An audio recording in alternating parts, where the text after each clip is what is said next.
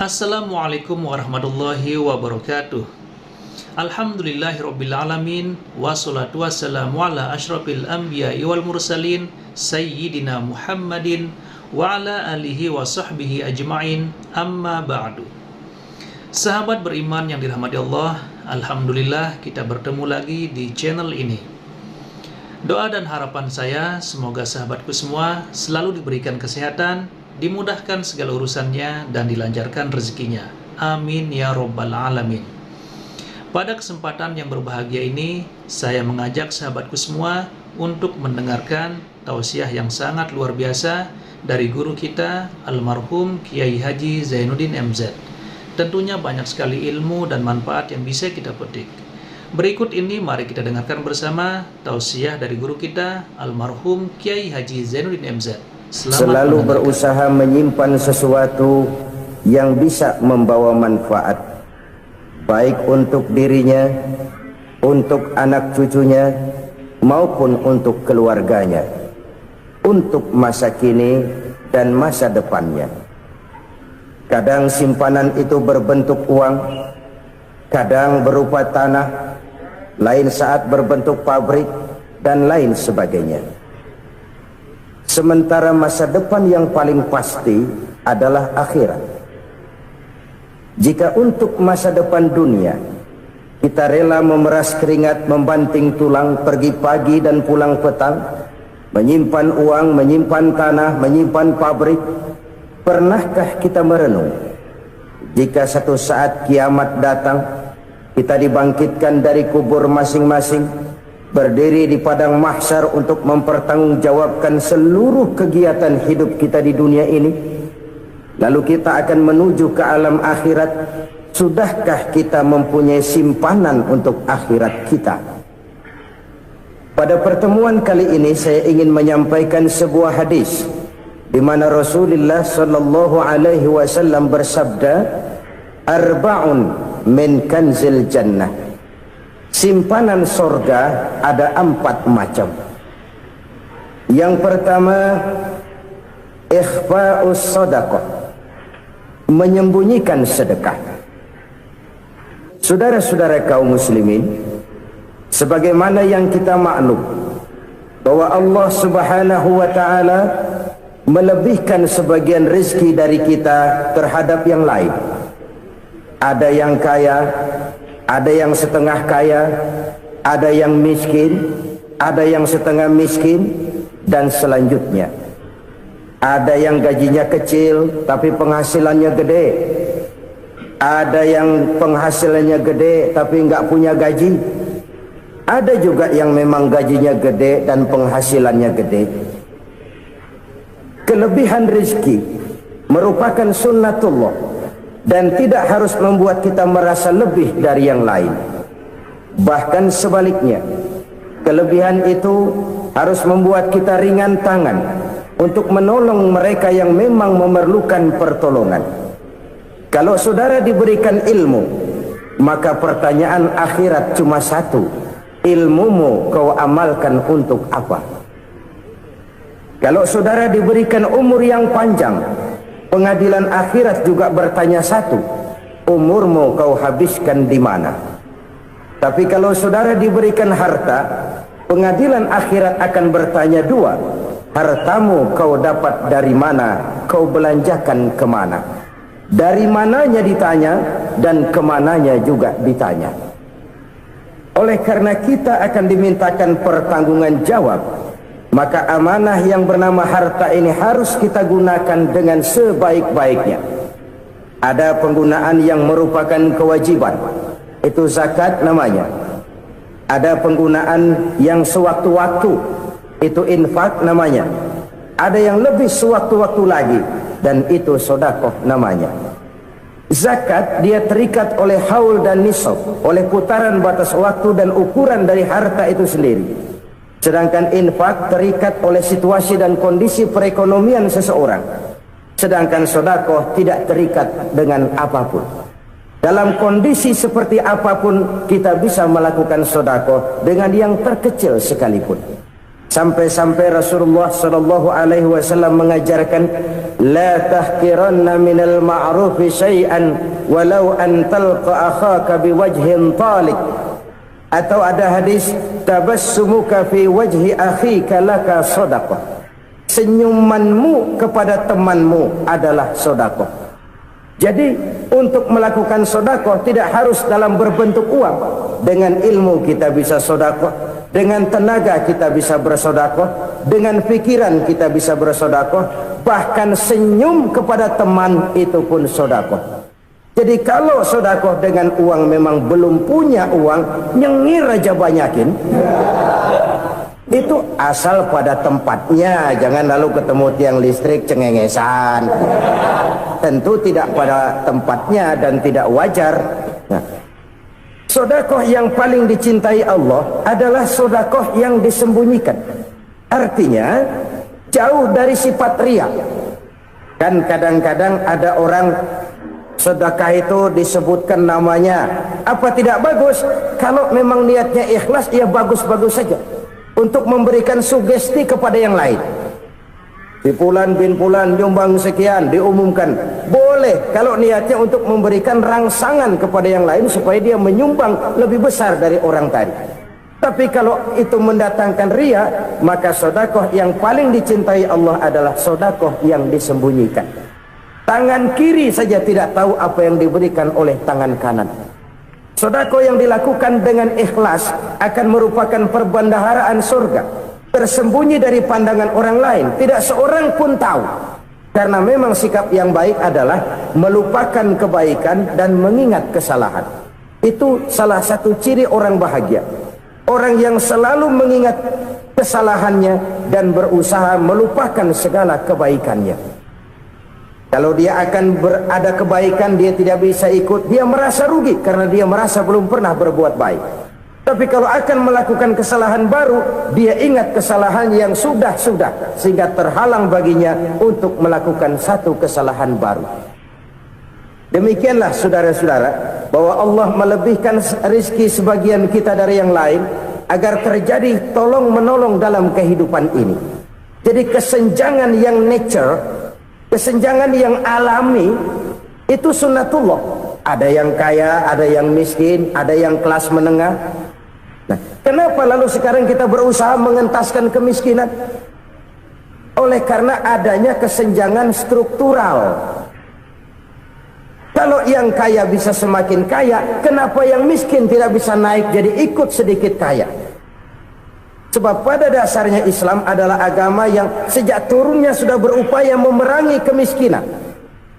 Bahkan dikatakan kemiskinan itu mendekatkan kepada kekufuran. Orang kalau miskin udah dekat banget sama kafir. Gampang menjadi kafir. Berapa banyak saudara-saudara kita yang oleh karena soal perut, oleh karena soal materi, terpaksa meninggalkan dan menanggalkan akidahnya, menjual petunjuk yang diberikan Allah dengan kesenangan dunia yang cuma sebentar ini. Na'udzubillah summa na'udzubillah. Jadi makin kita sembunyikan satu sedekah, semakin banyak perbendaharaan kita di surga. Sedekah yang paling dicintai Allah adalah sedekah yang disembunyikan. Malahan ada seorang sufi, dia punya kebiasaan kalau pergi sholat Jumat dia bawa uang, itu uang dia taruh di bawah tikar masjid. Dia niat sedekah kepada siapa saja yang nemuin itu duit. Maksudnya apa? Supaya yang nemuin nggak tahu siapa yang punya duit.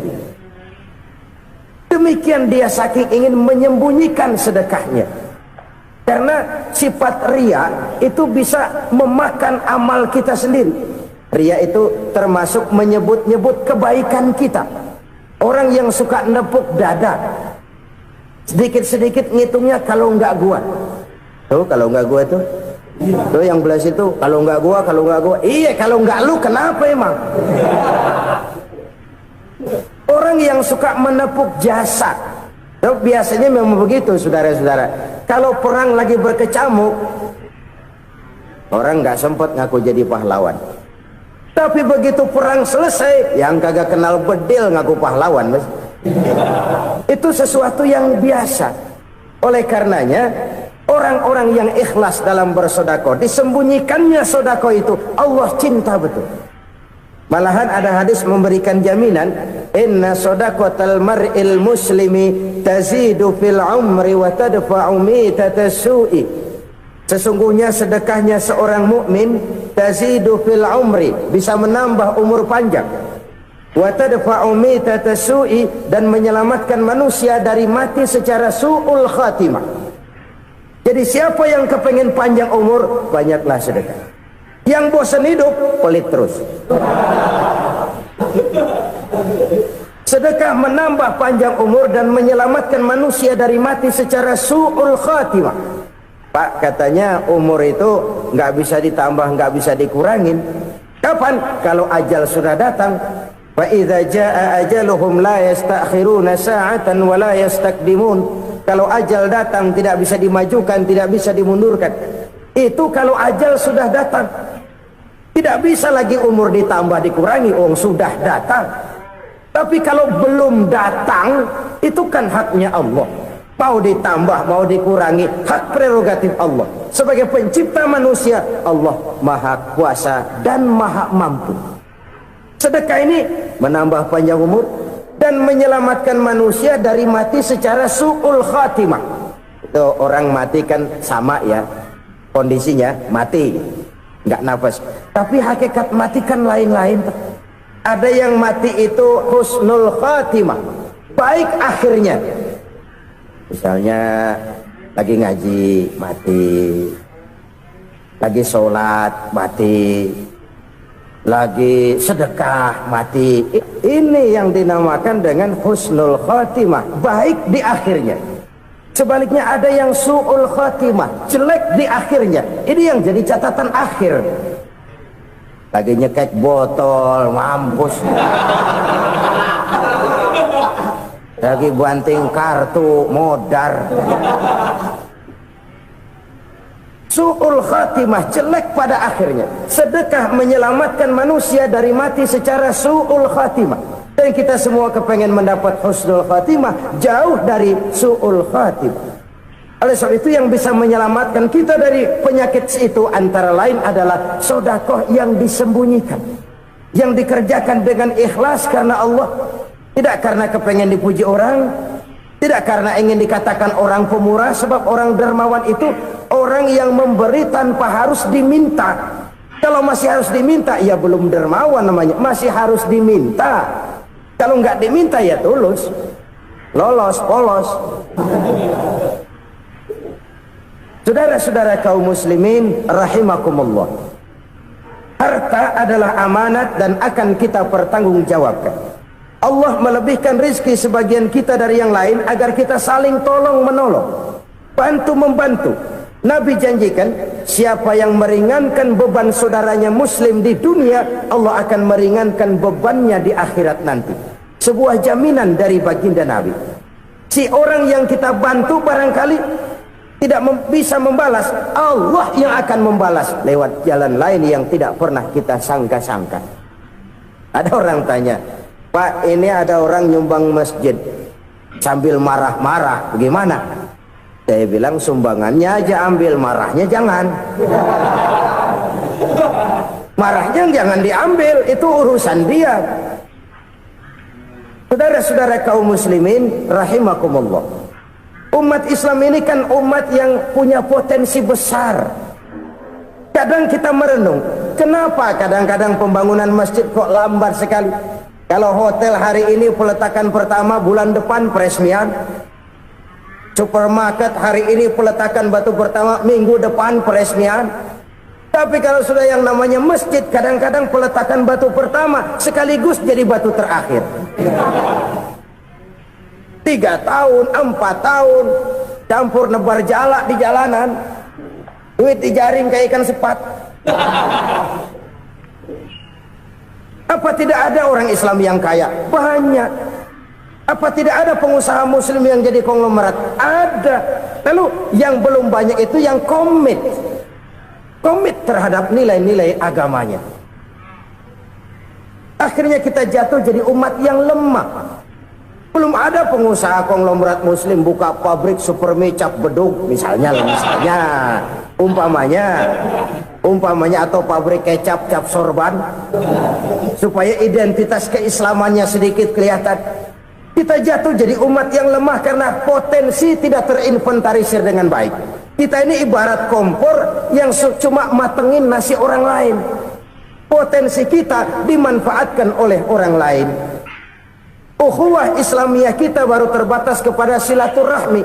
Ukhuwah di bidang ekonomi kita lemah, ukhuwah di bidang kebudayaan kita lemah, apalagi ukhuwah di bidang politik kita lebih rapuh lagi. Padahal ukhuwah itu adalah totalitas kehidupan manusia, menyangkut ipolek sosbud, memerlukan nilai-nilai ukhuwah. Jadi oleh karena itu mari kita menyadari di dalam harta kita, walaupun kita yang cari pergi pagi pulang sore peras keringat banting tulang, di sana ada harta anak yatim, di sana ada hak masjid, di sana ada hak pesantren, di sana ada hak jihad. Berbahagialah seseorang apabila dia oleh Allah dijadikan keran.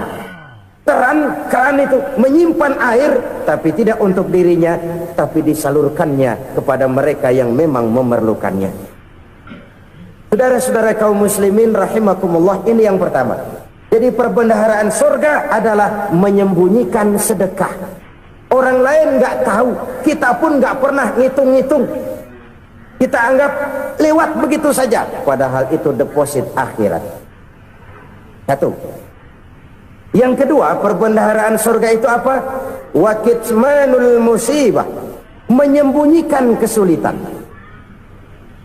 Kadang orang takut menghadapi kesulitan, tapi makin kita merenung, hidup ini kan sebenarnya urusan. Takut sama urusan ya jangan hidup. Tandanya orang hidup itu kalau punya urusan. Urusan melupakan problem, problem sering menimbulkan kesulitan. Kesulitan bukan untuk ditakuti, tapi untuk diatasi dan dicarikan jalan keluarnya. Siapa sih orangnya yang nggak pernah sulit-sulit? Makin tinggi status sosialnya, makin gede urusannya. Makin tinggi kualitas imannya, makin berat tingkat kesulitannya. Cuma memang yang namanya enak itu seperti pelangi. Biang lala itu nggak pernah di atas kepala kita, di atas kepala orang melulu. Lu sih enak lu, kata kita. Dia juga bilang yang enak kan lu. Pelangi itu nggak pernah di atas kepala kita. Kata tukang beca, aduh enak ya naik Mercy. Kata tukang beca, apa yang di dalam mobil Mercy? Aduh enak bener tukang beca, di jok ngeringkuk ngorok pules bener. Saya kamar pakai AC sejuk, tempat tidur sutra empuk, alga spring bed, gula kulik nggak bisa pules kalau belum minum Valium, belum tidur. Enak bener tukang beca, di jok ngorok nggak tahu wetan kulon. Si tukang beca bilang yang di Mercy enak, yang di Mercy bilang tukang beca enak. Inilah enak, nggak pernah di atas kepala kita, di atas kepala orang lain melulu enak itu. Nah saudara-saudara, yang merupakan perbendaharaan surga itu orang yang bisa menyembunyikan kesulitan, baik pribadi ataupun rumah tangga. Nih terutama rumah tangga yang jadi soalnya. Kadang-kadang kita ini kalau senang, sebaliknya kalau senang kita diam, kalem aja, cuek. Banyak banget duit kita bawaan, diam aja udah. Malah ketemu orang takut. Tapi begitu susah sekampung tahu. Padahal Nabi mengajarkan perbendaharaan surga itu menyembunyikan musibah, menyembunyikan kesulitan. Kalau enak cerita sama orang-orang, kalau nggak enak rasain sendiri, tekan sendiri, atasin sendiri. Kita kan sebaliknya, tenang kita diam, asal lagi susah, paling tidak kita nyari teman buat cerita kesusahan. Siapa orangnya yang nggak pernah susah? Cuma soalnya bagaimana kita mengatasi kesusahan itu sendiri. Begitu juga misalnya kalau orang sudah berumah tangga, itu orang tuanya harus menjadi tempat dia cerita yang enak-enak saja. Yang nggak enak rasain berdua, selesaikan berdua, atasin berdua. Jangan dibalik. Asal senang diam, giliran susah aja. Maknya laporan. Terbalik. bisa menjaga security informasi. Maka nama bayam keluar diam, malah seluitan. Enak amat lo makan daging ayam. Security informasi. Saudara-saudara kaum muslimin rahimakumullah, ujian yang terberat itu yang pernah diberikan kepada para nabi, para rasul, para aulia, para ulama. Makin tinggi keimanan, makin berat bentuk kesulitan. Ayo saya kemukakan satu contoh saja. Ada seorang nabi yang kaya, nabi kaya, namanya Nabi Ayub. Iblis kalau orang begini kan keki, ibadahnya rajin, kaya. Nih yang kayak begini susah digodain. Kalau ibadahnya rajin, miskin, enggali bisa disogok. Sini imannya mantap, ibadahnya rajin, kaya, nabi lagi. Oh, tapi namanya iblis nggak kurang akal. Laporan, Tuhan, kenapa iblis? Ya ini bahasa saya, bahasa Qurannya sih nggak gitu. Itu hambamu yang namanya Ayub, dia rajin ibadah cuma karena dikasih kaya aja. Coba kasih miskin dia, berhenti dia sembahyang. Ah, kamu bisa aja. Saya tahu Ayub itu hambaku yang ikhlas. Saya buktiin Tuhan, silahkan. Dibuktiin lah, iblis turun ke alamin.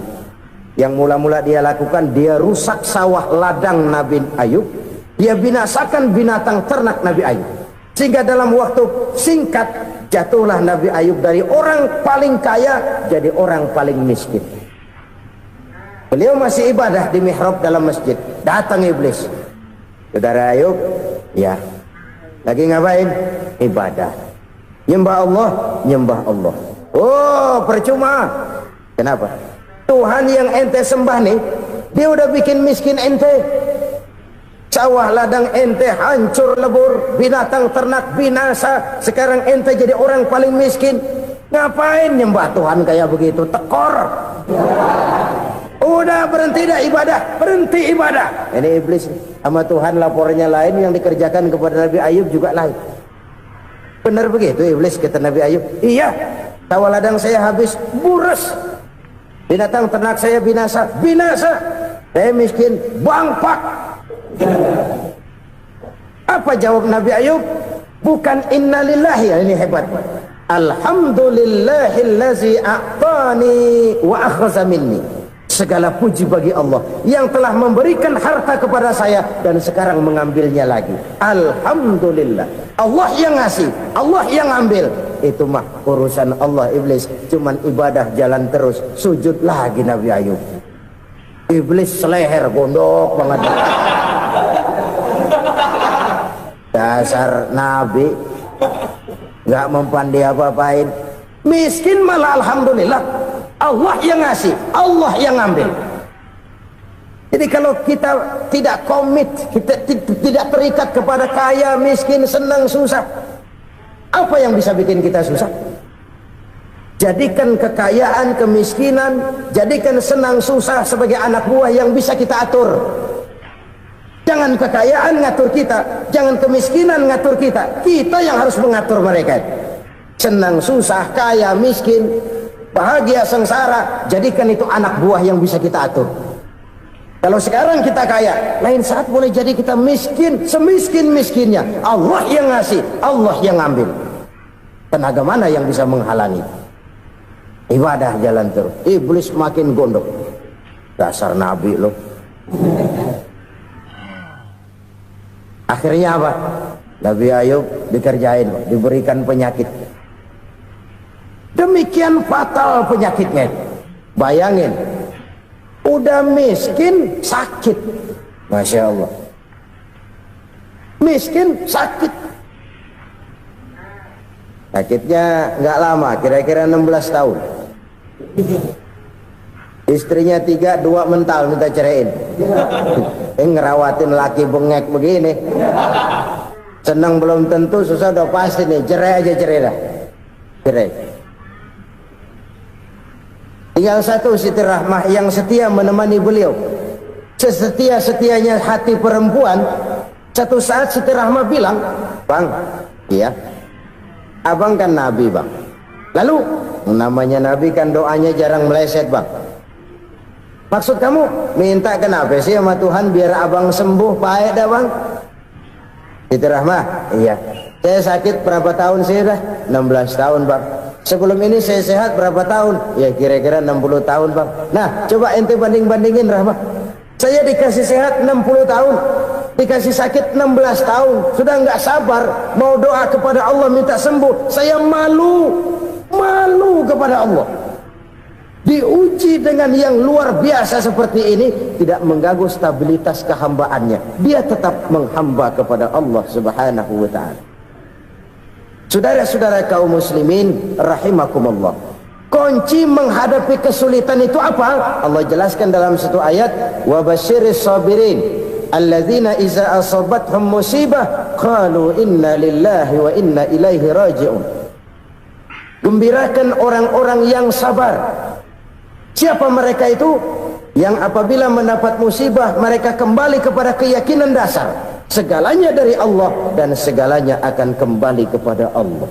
Ini konsepsi dasar dari sikap muslim dalam menghadapi berbagai kesulitan. Segalanya dari Allah, segalanya akan kembali kepada Allah. Kalau ini sudah kondisi dasarnya, maka kita akan lapang menghadapi kenyataan bagaimanapun pahitnya. Apakah itu namanya miskin, apakah itu namanya sakit, bahkan maut sekalipun. Segalanya dari Allah, segalanya akan kembali kepada Allah. Ini sikap hidup, bukan sekedar ucapan. Kita kadang-kadang menjadikannya sebagai ucapan. Mulutnya sehingga berhenti, innalillahi wa inna ilaihi raji'un, tapi nangisnya terus gerung-gerungan. Bukan itu, ini kesadaran moral. Kalau segalanya dari Allah, segalanya kembali kepada Allah, kan sebenarnya cuma nunggu giliran. Hari ini saya nyembayangin dia, entah hari apa saya disembayangin orang. Hari ini saya antar dia ke kubur, entah hari apa orang nganterin saya ke kubur. Hari ini saya tahlilkan dia, entah nanti kapan orang tahlilkan saya. Segalanya dari Allah, segalanya akan kembali juga kepada Allah. Oleh sebab itu saudara-saudara, kesulitan bukan untuk ditakuti, kesulitan justru untuk diatasi, dicarikan jalan keluarnya. Dan tidak ada orang yang tidak pernah mendapat kesulitan, tidak ada. Semakin tinggi status sosial, semakin tinggi kualitas keimanan, semakin besar juga tingkat kesulitan. Hanya saja bagaimana cara kita mengatasinya. Dan Al-Quran menyatakan, inna ma'al usri yusra. Di balik kesulitan itu pasti ada kemudahan. Roda itu berputar. Karena itu Rasulullah sallallahu alaihi wasallam mengingatkan kepada kita, ta'arraf ila Allah fir raha ya'rifka fis syiddah. Ingatlah kepada Allah di waktu kamu senang, supaya Allah ingat kepada kamu di waktu kamu susah. Kalau waktu senang kita ingat kepada Allah, kita susah, Allah tidak akan meninggalkan kita. Tapi kalau waktu senang kita jauh dari Allah, sujud tidak sempat, dengan masjid jauh, ketika senang kita lupakan Allah, nanti begitu kita susah, Allah lupakan kita, dan itu menyakitkan. Oleh karena itu orang-orang tua kita dulu bilang, kalau lagi sehat ingat-ingat lu bakal sakit nanti. Kalau lagi kaya ingat-ingat satu saat kita bakal jatuh miskin. Bahkan kalau lagi muda ingat-ingat kita bakal tua. Dan yang terpenting, kalau lagi hidup ingat-ingat kita bakal mati. Saudara-saudara kaum muslimin rahimakumullah. Jadi yang kedua yang merupakan perbendaharaan surga, menyembunyikan musibah. Saudara-saudara kaum muslimin rahimakumullah. Hal ketiga yang merupakan perbendaharaan surga adalah wasilatur rahmi. Orang yang suka bersilaturahmi. Sebagaimana yang kita maklum bahwa manusia adalah makhluk yang disebut zon politika, makhluk sosial yang tidak mungkin hidup sendiri-sendiri. Betapa dan siapapun kita memerlukan orang lain. Bodoh betul manusia kalau tinggal di tengah masyarakat tapi tidak mau bermasyarakat, merasa hebat sendiri, pinter sendiri, gagah sendiri, kaya sendiri, mungkin kalau mati juga ngubur sendiri. Jangankan kita di sini, Di surga saja Nabi Adam waktu sendirian bengong melulu, mondar mandir. Allah tegur dalam sepi dam. Ya ini kalau bahasa saya. Iya Tuhan, sepi ini nggak ada coret-corekan pisan ini. Diciptakan Siti Hawa baru anteng Nabi Adam. Itu di surga. Cobalah. Umpamanya saudara tinggal di Jakarta nih. Kayak bener. Apaan aja di Jakarta punya saudara dah. Jembatan Semanggi ambil. Monas, Buntel bawa pulang. Hotel-hotel ambil semua. Cuman tinggal di Jakarta sendirian, apa enaknya? Betapa dan siapapun kita perlu orang lain. Tidak ada seorang pun yang bisa memenuhi kebutuhan hidupnya secara sendiri-sendiri. Nah, Islam telah menyelamatkan manusia dari ras diskriminasi, mengikat manusia dengan persaudaraan yang berlandaskan kepada akidah. Karena itu dianjurkan bersilaturahmi. Bahkan Nabi menyatakan, man arada ayyubsata lahu fi rizqihi wa yunsa'a fi atharihi falyasil rahimah. Siapa yang kepengen diluaskan rezekinya dan dipanjangkan usianya, banyaklah ia bersilaturahmi. Siapa yang kepengen dimudahkan rezekinya, hendaknya ia banyak bersilaturahmi. Kalau banyak teman, kesulitan kan paling tidak ada tempat cerita. Udah susah, sendirian kita pikirin diri, nggak ada tempat tukar pikiran. Cepet banget sama bengek. Dilawan sendiri. Nah, secara makro kita bisa berkata, tidak mungkin ada kemenangan kalau tidak ada kekuatan. Tidak ada kekuatan kalau tidak ada kesatuan dan persatuan. Tidak mungkin ada kesatuan dan persatuan tanpa semangat silaturahmi. Kalau umat Islam mau menang, dia harus kuat. Kalau umat Islam mau kuat, dia harus bersatu. Kalau umat Islam mau bersatu, dia harus membudayakan silaturahmi ini. Bahkan sampai-sampai kata Nabi, kalau bisa cari nilai tambah. Apa? Silman qata'at. Bersilaturahmilah kau kepada orang yang marah denganmu. Masya Allah, indahnya ajaran agama kita. Orang yang marah pun kepada kita, kata Nabi, kalau bisa bersilaturahmilah kepadanya, kepada orang yang marah itu. Di situ nilai tambah. Cuman jujur nih hadis, ngucapinnya gampang, ngamalinnya yang berat banget. Orang marah sama kita, kita disuruh silaturahmi, ada apa malu? Lu marah, ada gua marahan lagi. Tunggu pikirin. Saudara-saudara kaum muslimin rahimakumullah. Tapi ini yang diajarkan, bahkan ini yang dicontohkan oleh baginda Rasul. Bagaimana begitu mudah? Misalnya satu saat Abu Jahal ini ngatur strategi bagaimana bikin Muhammad celaka. Dia gali lubang di depan tempat tidurnya.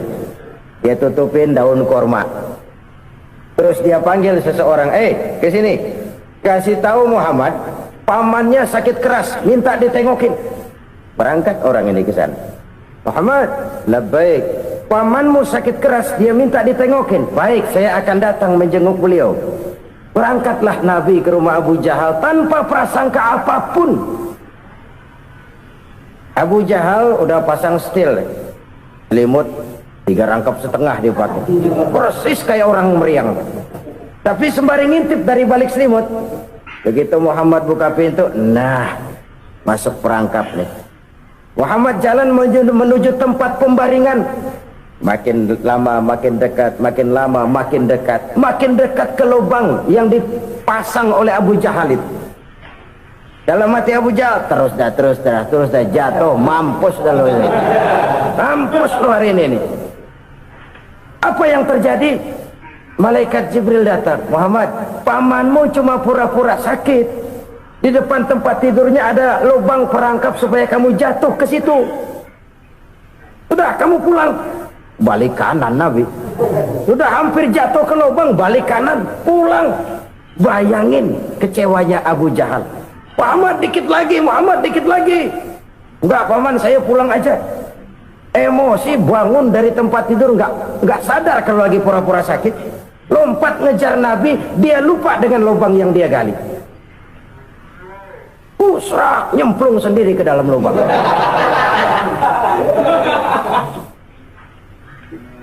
Nabi terus berlalu. Ini terjadi keanehan.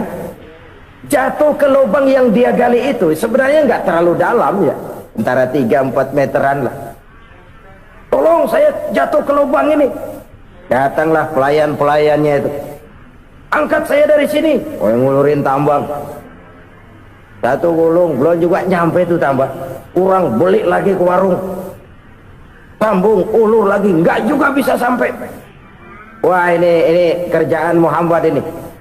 Tolong, siapa salah seorang kamu ke rumah Muhammad, kasih tahu encangnya kecebur. Minta ditolongin. Sampaikan kepada Rasul. Kenapa? Pamanmu jatuh ke lubang, Muhammad minta tolong diangkatin. Tambang udah nyambung-nyambung nggak nyampe juga. Ya, nanti saya datang, saya tolong. Coba ini. Nyata-nyata orang berniat jahat mau mencelakakan dia. Datang dia menolong. Ini yang disebut air tuba dibalas air susu ya ini. Bukan sebaliknya. Air tuba dibalas air susu. Paman, kecebur ya? Iya Muhammad, tolong ini. Pegang tangan saya. Nabi ulurkan tangannya, nyampe. Dipegang oleh Abu Jahal, diangkat ke atas. Sampai atas, apa kata Abu Jahal? Sihirmu memang hebat Muhammad. Udah ditolongin dikata sihir.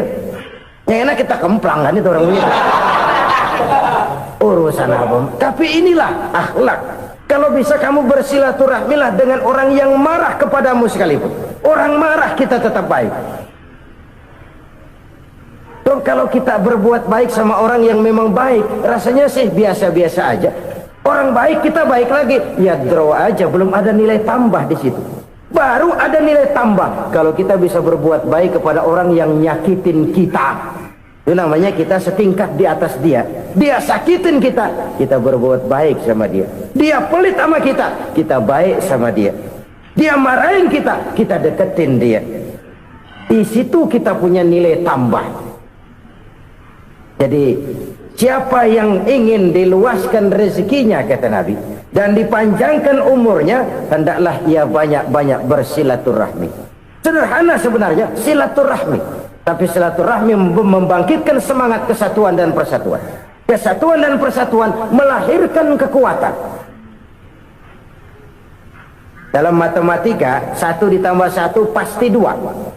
Tapi di tengah masyarakat, 1 orang takut ditambah 1 orang takut, hasilnya jadi 2 orang setengah berani. Kenapa setengah berani? Karena udah berdua. Tadi pan takut sendirian. Kalau dia kumpul turu-turu takutlah jadi berani.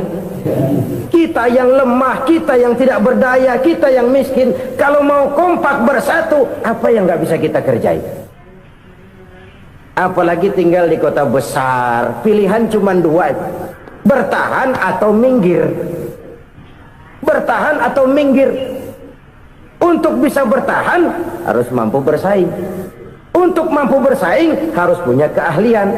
Keahlian harus ditunjang dengan pendidikan, ditambah oleh kekompakan sebagai umat. Udah miskin mencar mulu, orang injek gitu. Orang nggak pandang urusan apa yang malu. Oleh karena itu silaturahmi pada hakikatnya merupakan roh dari ukhuwah yang diajarkan oleh agama kita. Bagaimana Islam menyelamatkan masyarakat manusia dari ras diskriminasi, mengikat manusia, dan tidak ada persaudaraan yang lebih indah selain persaudaraan yang diikat dengan nilai-nilai akidah. Sepanjang orang di jalan Allah, itulah saudara kita. Keluar dia dari jalan Allah, selesailah persaudaraan sampai di situ. Karena itu, kalau ingin menyimpan sesuatu di surga, banyaklah bersilaturahmi. Datang ke rumah ini, datang ke rumah itu, dan lain sebagainya. Itu simpanan kita di akhirat nanti. Ini yang ketiga. Saudara-saudara, yang keempat, perbendaharaan surga itu apa? Wa qawlu la hawla wa la quwwata illa billah. Ucapan la hawla wa la quwwata illa billah. Ibadah kan ada yang berat, modalnya besar. Bangun masjid berat, modalnya besar. Bangun rumah sakit berat, modalnya besar. Ada ibadah yang berat tapi modalnya ringan. Misalnya Puasa. Puasa itu berat, mengendalikan nafsu. Kalau sekedar nggak makan nggak minum sih enteng, mengendalikan nafsu itu jihad terbesar. Tapi kan modalnya ringan, cuma niat saja. Ini ibadah berat, modalnya ringan. Ada ibadah yang ringan, modalnya juga enteng. Seperti termasuk ucapan la haula wala quwata illa billah. Tanpa sadar, la haula wala quwata illa billah. Nyelengin tuh di surga. Nyelengin, kita nggak terasa. Nyelengin simpenan akhirat. La haula wala quwata illa billah. Nyimpan lagi. Kaget, la haula wala quwata illa billah. Nyimpan lagi. Banyak simpenan. Walaupun sebenarnya yang dimaksud di sini adalah kesadaran batin bahwa tidak ada daya dan kekuatan kecuali Allah. Itu intinya. Kita memulai pekerjaan disunahkan baca bismillah, kan begitu. Apa itu?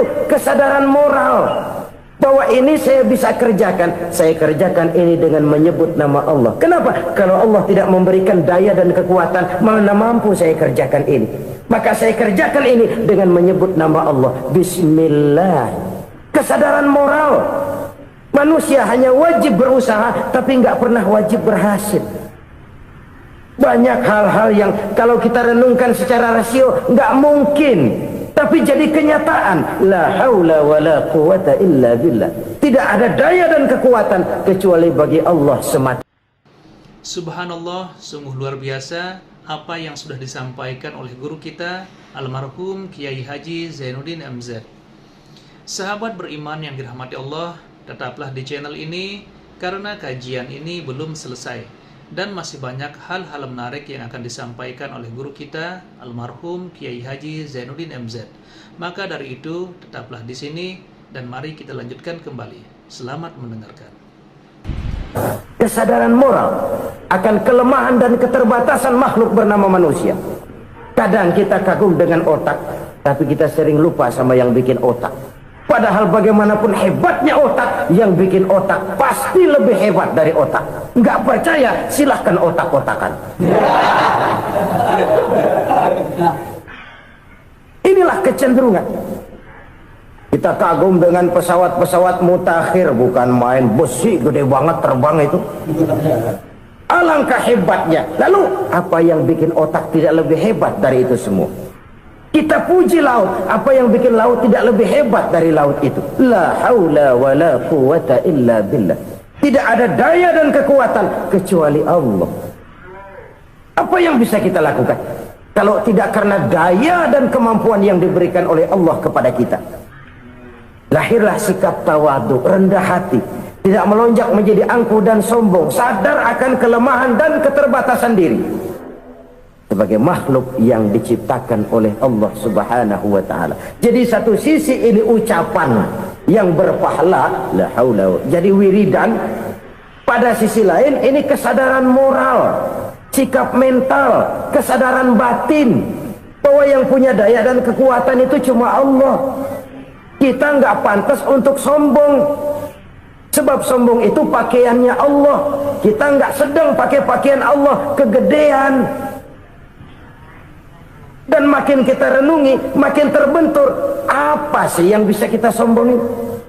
Kita mau sombong apa? Kaya, pintar, itu kan semua relatif. Di atas langit masih ada langit lagi. Jadi oleh karenanya, marilah kita menyadari, manusia hanya wajib berusaha, tapi tidak pernah wajib berhasil. Yang berusaha saja tidak wajib berhasil, apalagi yang tidak berusaha. Islam bukan agama orang pemalas yang selesai sholat lalu enggelohom, enggelenggem ayem-ayem. Tapi Islam bukan agama orang sombong yang setelah berusaha lalu tidak memerlukan Allah. Kita bisa saja bikin proyeksi, tahun sekian kita bakal panen besar menurut perhitungan otak.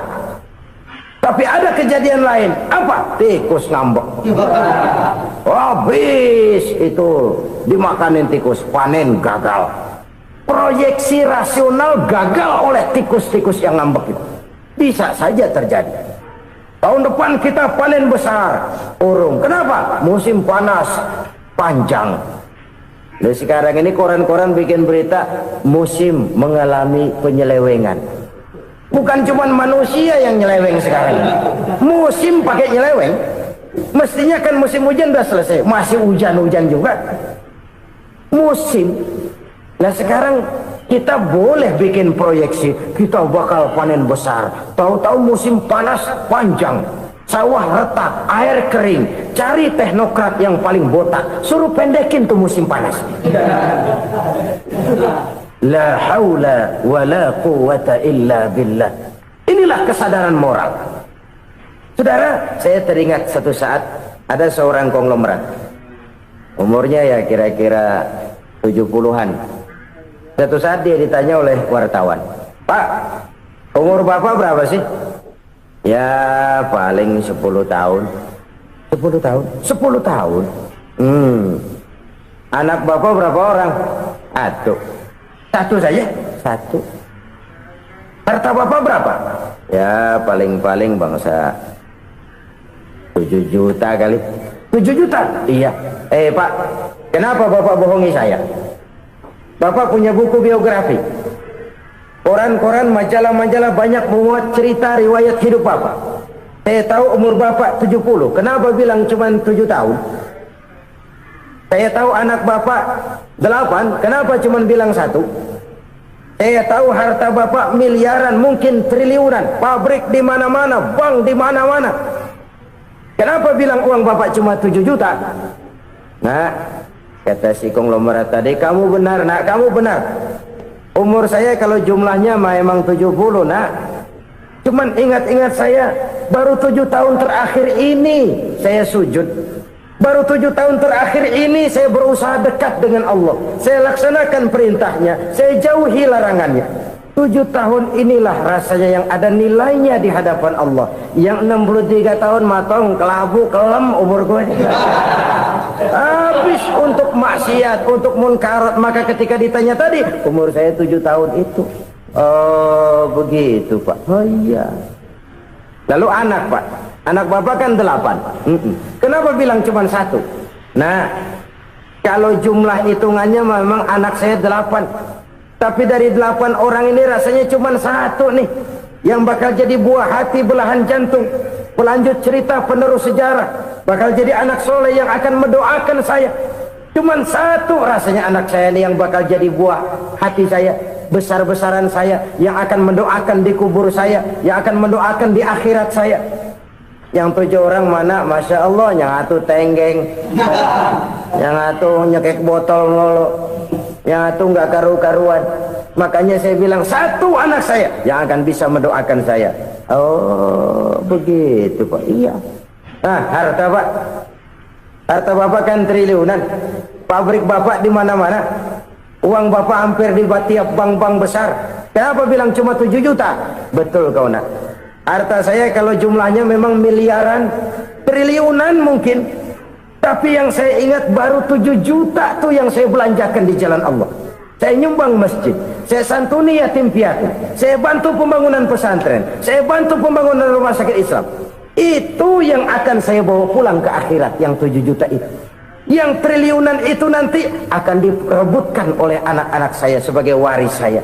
Jadi harta saya 7 juta itu yang bakal nemenin saya di akhirat, yang akan saya bawa pulang jadi teman saya.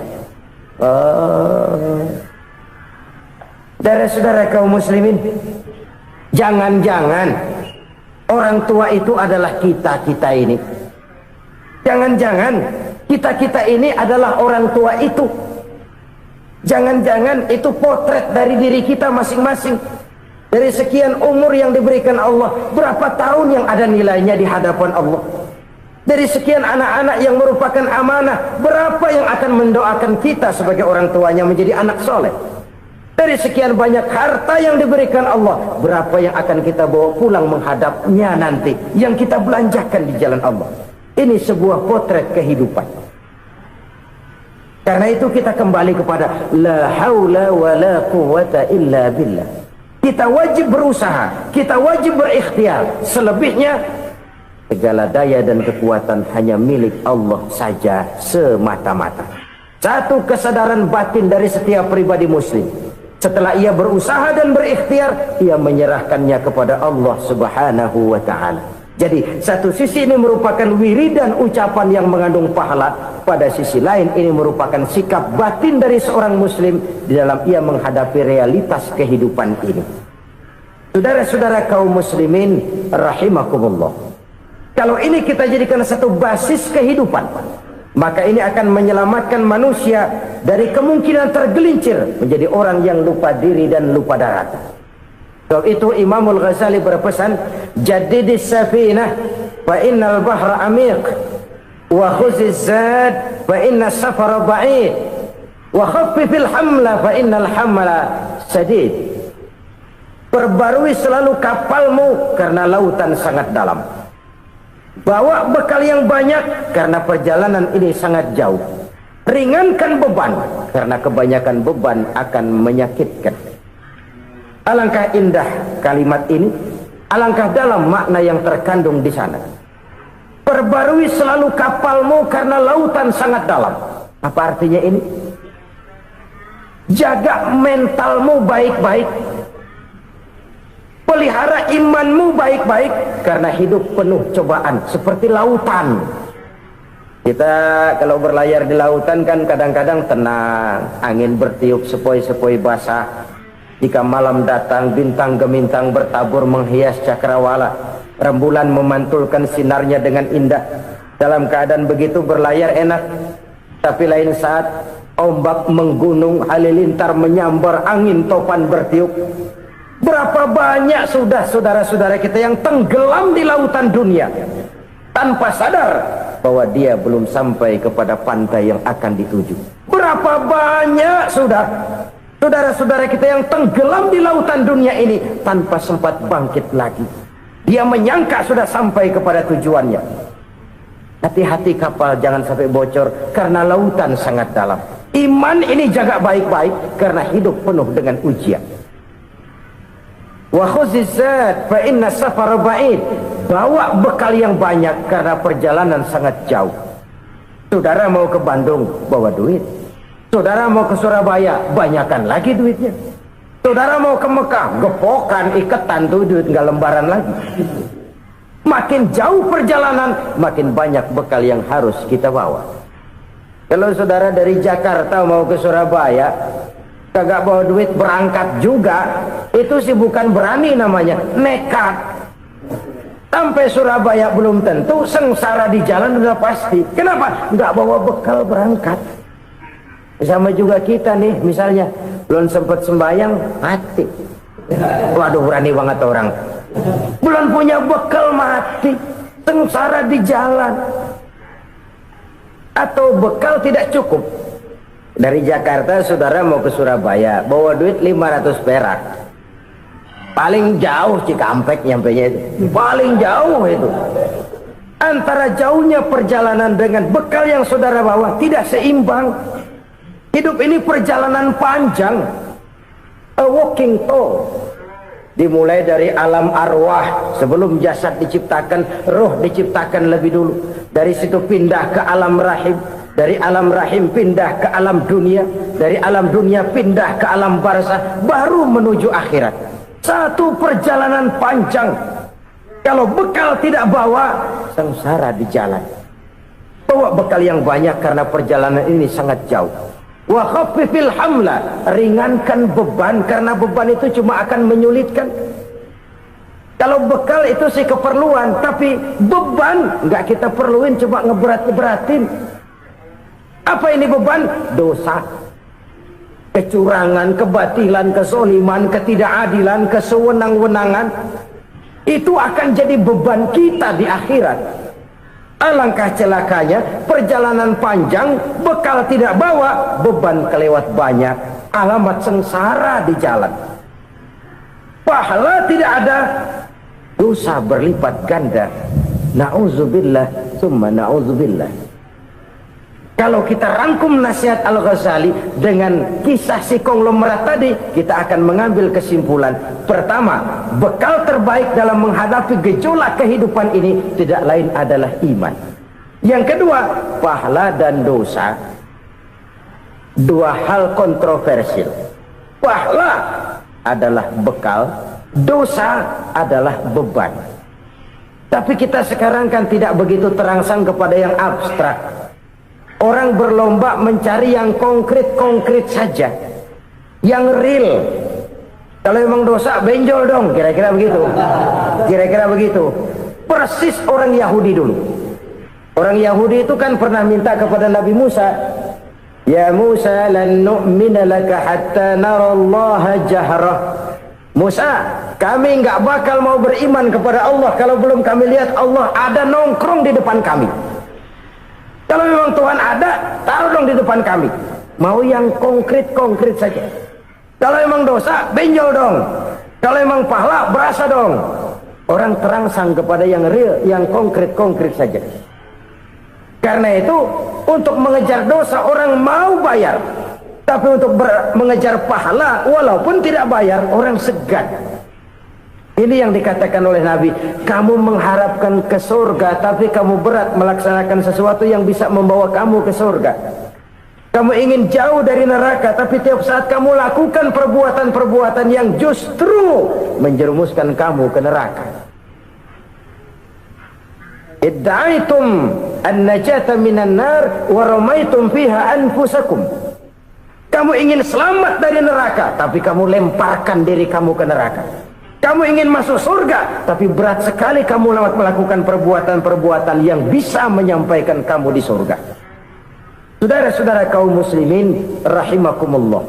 Jadi hal keempat yang merupakan perbendaharaan surga adalah la haula wa la quwwata illa billah. Satu sisi ini merupakan ucapan yang memperberat timbangan akhirat. Pada sisi lain ini merupakan sikap hidup seorang muslim, kesadaran batin yang sangat dalam bahwa tidak ada daya dan kekuatan kecuali Allah. Dan itu kita simbolkan pada saat memulai pekerjaan dengan Bismillah, dengan menyebut nama Allah. Satu kesadaran moral, saya hanya bisa melakukan ini karena diberikan daya dan kekuatan oleh Allah. Lahirlah sikap tawadu, rendah hati, tidak melonjak menjadi angkuh dan sombong.